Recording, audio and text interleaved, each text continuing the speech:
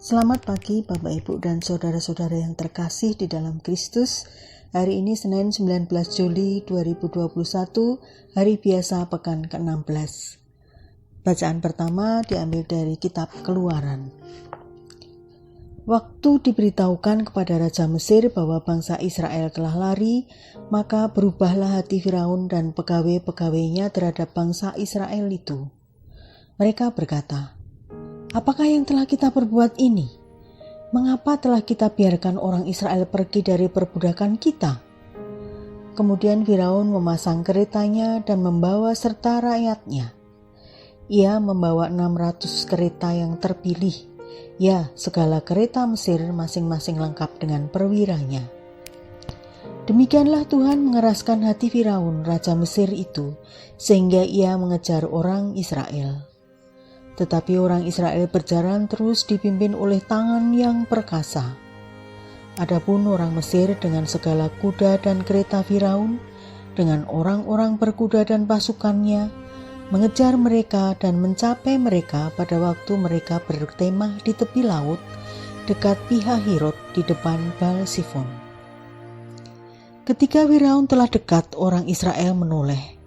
Maka tampaklah orang Mesir bergerak menyusul mereka. Lalu sangat ketakutanlah orang Israel. Mereka berseru-seru kepada Tuhan dan berkata kepada Musa, "Apakah di Mesir tidak ada kuburan, maka engkau membawa kami untuk mati di padang gurun ini? Maksudmu apa membawa kami keluar dari Mesir?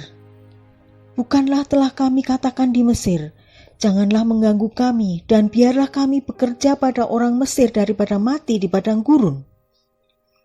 Tetapi Musa berkata kepada bangsa itu, "Janganlah takut, tetaplah berdiri dan perhatikanlah keselamatan dari Tuhan yang hari ini juga akan diberikannya kepada kalian.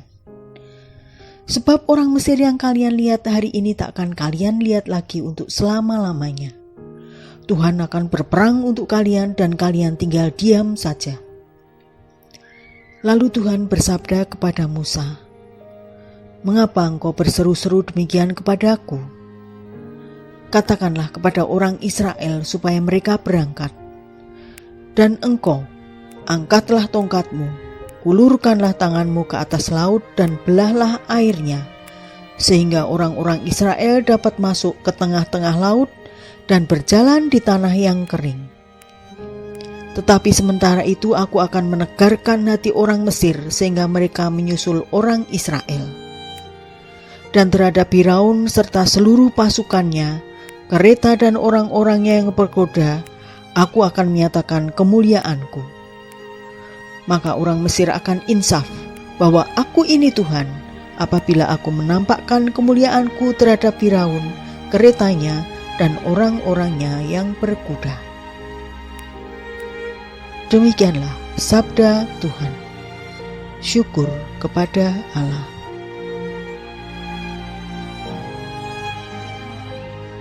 Bacaan Injil dari Matius ayat 12 ayat 38 sampai 42.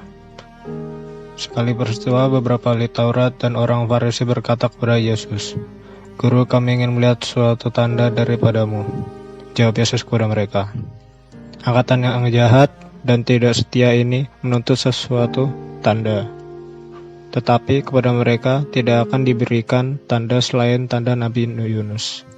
Sebab seperti Yunus tinggal di dalam perut ikan 3 hari 3 malam, demikian pula anak manusia akan tinggal di dalam rahim bumi 3 hari 3 malam. Pada waktu penghakiman orang-orang Niniwe akan bangkit bersama angkatan ini dan menghukumnya juga. Sebab orang-orang Niniwe bertobat setelah mendengar pemberitaan Yunus, dan sungguh yang ada di sini lebih daripada Yunus. Pada waktu penghakiman ratu dari selatan akan bangkit bersama angkatan ini, dan ia akan menghukumnya juga. Sebab ratu itu datang dari ujung bumi untuk mendengar hikmat Salomo, dan sungguh yang ada di sini lebih daripada Salomo." Demikianlah Injil Tuhan. Terpujilah Kristus.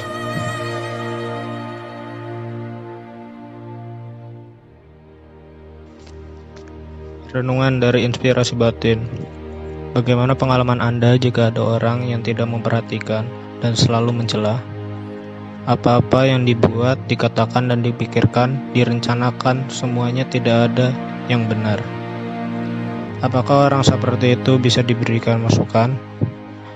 Apakah mereka bisa menerima informasi dari orang lain? Beberapa ahli Taurat dan orang Farisi datang kepada Yesus dan meminta suatu tanda. Guru, kami ingin melihat suatu tanda daripadamu. Untuk apa mereka meminta sesuatu tanda? Apakah mereka tidak melihat bahwa Yesus sudah banyak membuat mukjizat? Bukankah itu suatu tanda juga? Tidak mampukah mereka melihat tanda lewat mukjizat-mukjizat yang dibuat oleh Yesus? Orang sakit kusta disembuhkan, angin ribut diredakan, orang kerasukan, orang lumpuh, orang bisu, orang buta, semua ia sembuhkan. Apakah itu bukan suatu tanda? Mau minta tanda yang bagaimana lagi? Tanda Nabi Yunus saja sudah mereka ketahui. Mengapa masih belum paham juga? Kalau semua perbuatan hebat dan mengagumkan Yesus itu sudah ada di depan mata mereka, dan mereka tidak bisa menangkap sebagai tanda dari Allah dalam diri Yesus. Apakah mereka akan mampu menerima tanda yang mereka minta dari Yesus? Sia-sialah perbuatan Yesus jika mereka mudah memiliki a priori dan pandangan yang jelek tentang Yesus. Tanda apa saja yang dibuat Yesus tidak akan masuk dalam pikiran dan hidup mereka, karena mereka sudah menolak dan tidak menerima Yesus sebagai utusan dan putra Allah. Bagaimana dengan hidup imanku saat ini? Apakah aku juga baru percaya pada Tuhan Yesus jika mendapat tanda atau mukjizat dalam hidup kita? Yesus pernah mencela ketidakpercayaan Thomas akan kebangkitannya, lalu bersabda, "Berbahagialah orang yang tidak percaya namun tidak melihat namun percaya." Kalau kita mau hening, diam, tenang di hadapan Allah, sebenarnya kita bisa melihat tanda-tanda mukjizat Allah yang kita terima setiap hari. Misalnya, kita diberi hidup, bisa menghirup udara segar tiap hari, dan air yang cukup untuk kita minum. Ada sinar matahari yang menghangatkan, ada bulan yang menerangi pada malam hari. Setiap hari ada kelahiran manusia baru, artinya ada kehidupan yang hadir di dunia ini. Dalam keheningan kita akan mampu memahami dan mengalami tanda mukjizat dari Tuhan. Kemampuan itu akan membawa kita pada sikap mudah bersyukur dan berterima kasih, dan pada gilirannya akan mengajari kita untuk rendah hati di dalam Allah. Tuhan memberkati.